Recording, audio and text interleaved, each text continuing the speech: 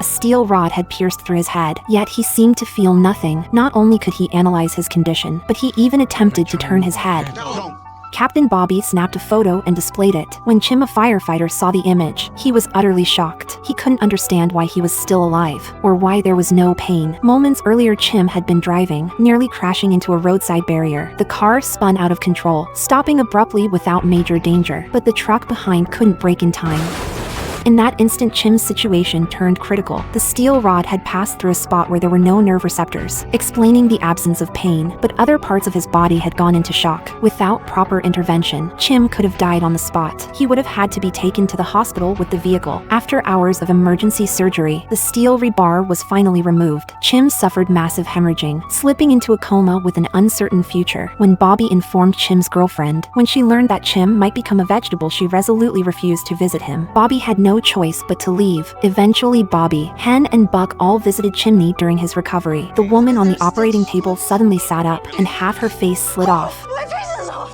My face is off! Just moments before, she had been undergoing plastic surgery. Midway through the procedure, she woke to find the doctors and nurses all lifeless around her. Terrified, she grabbed her phone and dialed 911. Soon a rescue team in hazmat suits arrived. At first, they suspected a gas leak, but their instruments detected nothing. For safety, the captain ordered everyone to keep their masks on as they cautiously entered the hospital. Inside, they were met with an eerie silence. A firefighter soon discovered a nurse lying on the ground. Her pulse and pupils were normal, but she was unresponsive. Puzzled, they suddenly heard a woman's desperate cries for help. Following the sound, they reached the operating room. There they found the woman, whose surgery had been interrupted. A paramedic moved to comfort her, offering cold compresses to protect her skin. At first, she was confused, but as the captain explained the situation, she grew anxious and tried to sit up. The next moment, her face collapsed entirely. My face is off! My face is off! The paramedic quickly calmed her, insisting she lie down. Meanwhile, the team reported that the hospital staff were alive but unconscious. The captain noticed an anesthesia pipeline built into the wall. Suspecting a leak in the anesthesia system, the woman mentioned hearing construction noises before her surgery. The captain sent firefighters to investigate. Next door, they found a renovation site. The construction workers there were also unconscious. A firefighter spotted a severed anesthesia pipeline in a broken wall. They sealed the opening quickly. In another room, a worker was found, collapsed on a table saw, blood dripping along the blade. The firefighter called for help, and together they rescued the man along with the saw blade. As they tried to stop the bleeding, the man suddenly regained consciousness, realizing a serrated blade was embedded in his chest. He fainted again. The team prepared stretchers, transporting the injured to a safer hospital for treatment. The firefighters arrived at a boat. A man had accidentally tangled his leg in the chain gears while hauling in buoys. The situation looked dire. Lieutenant Severide instructed crews to figure out how to operate the machine. Legs in there pretty deep,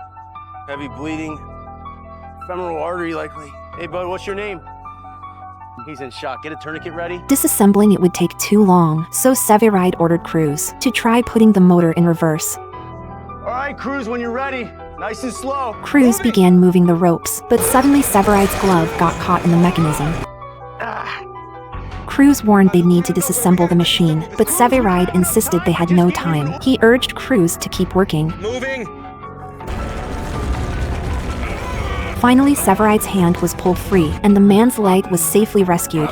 Okay, we got him. The puppy suddenly panicked and ran away. The water cup on the table shook violently. An earthquake struck. Panic spread through the crowd. Beams snapped, floors collapsed, and many fell into the abyss. On a higher floor, a wealthy man was pressed against the glass. Nearby, his secretary leaned on a beam, clinging to life. Looking down, broken limbs and ruins painted a grim picture. The building swayed precariously, teetering on the edge of collapse. It was a 7.1 magnitude earthquake, a true trial by fire. Yet no one retreated. To reach the man trapped on the glass, firefighters extended a ladder to the 4th floor, then moved cautiously upward, advancing floor by floor. Using a grappling hook, 2 firefighters inched closer. The man cried out, begging to be saved first. But given the situation, the firefighters prioritized the woman. She tied herself securely to a rope. Just then, Don't move!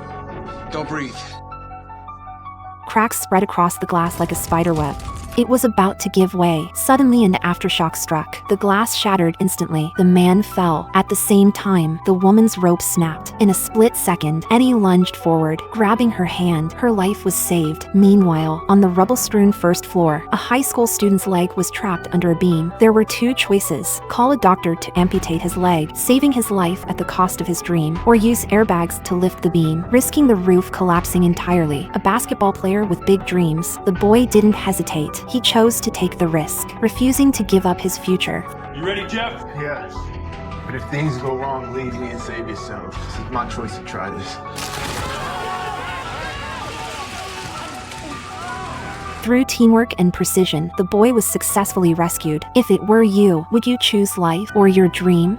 At the luxurious birthday party, the birthday boy felt downcast. His stepmother, whom he clearly disliked, had just given birth to a baby boy. Noticing his son's sour mood, his attentive father Dan decided to cheer him up. Leaving his wife aside, he dove into the bouncy house, joining his son for some fun. No one noticed the anchor had begun to come loose. Suddenly a gust of wind swept through. With Dan's next jump, the anchor gave way completely. The bouncy castle began to sway, drifting closer to the edge of a cliff. In a terrifying moment, the castle lifted into the air, carried by the wind. Inside, violent shaking threw Dan off balance, and he felt his fate uncertain. Firefighters arrived swiftly, splitting into two teams. Buck led one team to rescue the children, while Captain Bobby checked on Dan, and Chimney managed the hoists. Two children inside the castle suffered only minor injuries, but one child was unconscious. Hen brought the basket, lifting the three kids to safety. Dan wasn't as fortunate. He had fallen headfirst, his condition dire. Bobby, careful not to worsen the injury, repeatedly urged him to stay still. He lifted Dan cautiously, just as Dan's son rushed over. I thought you were dead. Thank you. Both okay. Love you so much. I love you so much too. Sergeant Grant returned home to find her daughter unconscious. Panicked, she immediately called 911. An ambulance quickly arrived and rushed the girl to the hospital. She had fallen into a deep coma, and paramedics could only sustain her vital signs. The always strong Sergeant Grant could do nothing but pray for her daughter to hold on. After 3 grueling hours of emergency treatment, her daughter was temporarily out of danger. The truth soon came to light. Stupid. No, you're not stupid, honey. You're a young girl.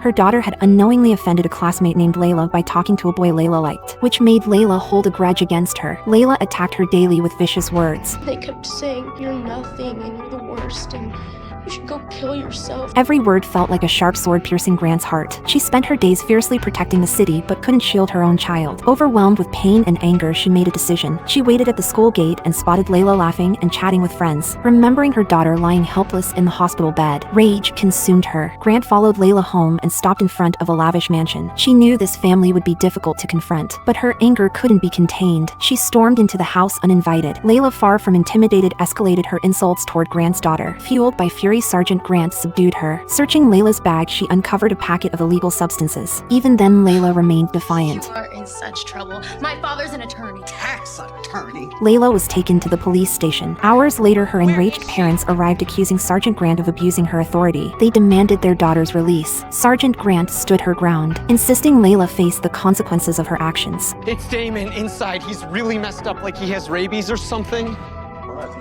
Make way, guys.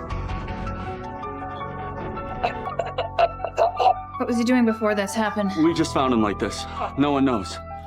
All right, let's get the cardiac monitor on him. Come on. It's tachycardic.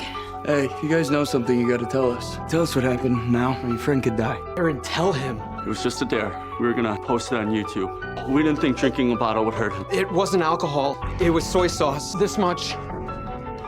20 ounces. That much sodium. He could be hypernatremic. Sodium overdoses can be fatal. We wanted to call 911 as soon as he started throwing up, but he told us he was fine.